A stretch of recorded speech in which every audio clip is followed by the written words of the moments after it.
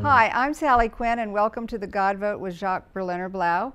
Today we'll be discussing the end of the world and the expanding and contracting presidential field. Jacques, this week the media devoted an incredible amount of attention to an obscure religious figure who predicted the end of the world.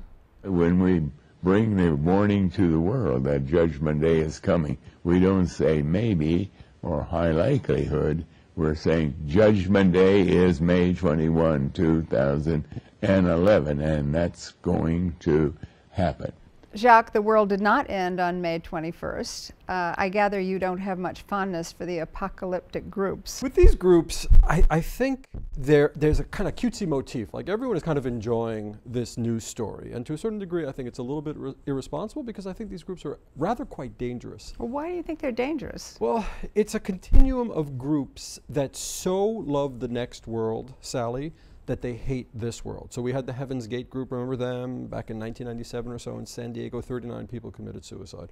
Then we have groups like this. Then we have jihadis, right? The principle is the same. It's the same principle.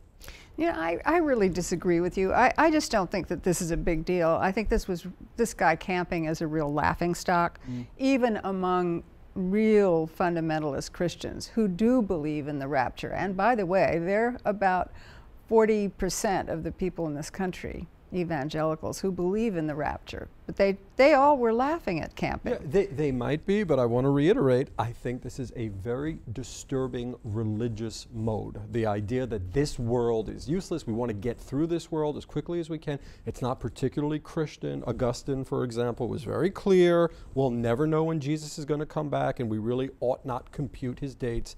I'd watch this very carefully. But I just think you're taking it much too seriously. I'm a professor. I read about one guy who quit his job. Now, I mean, if people quit their jobs, camping apparently says that he didn't ask them to do that. He's also, by the way, said that it's going to happen in October now. We have a little extension, so he had a fallback date. So let me ask you, what's the difference between camping and a jihadi who says, we love death more than you in the West love life? It's the same principles. Well, it's not. First of all, the jihadist will go out and kill lots of people, and camping is not. Right. He's just sitting there making these proclamations. I think that it is such a minority and such a fringe group that I think it's way overplaying it to say that this is a dangerous group and that we should be careful about them.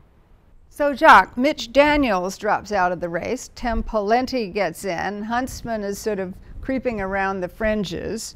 Do you see a front runner? I guess it's Mitt Romney, right? Why can't this be said? But the problem is he's estranged from the very voters that would theoretically make him the front runner in Iowa. He lost there in 2008 after clunking in how many millions of dollars, I don't know. He came in second place, so now what does he do? Yeah, well, he and Huntsman both belong to the Mormon Church, but they're very different kind of Mormons. Do you see that as an issue?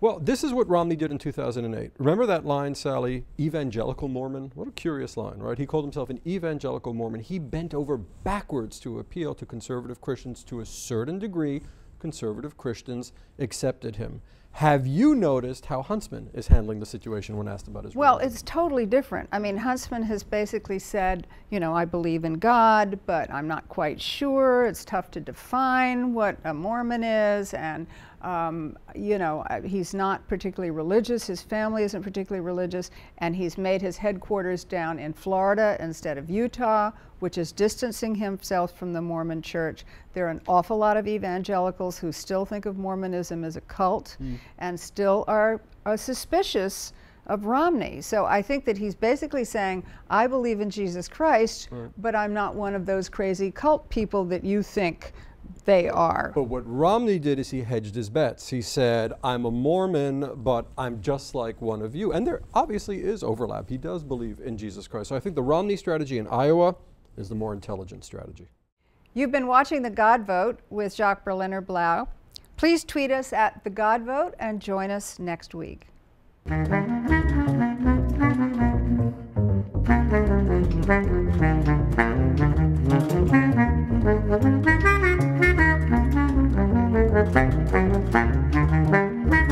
Bye.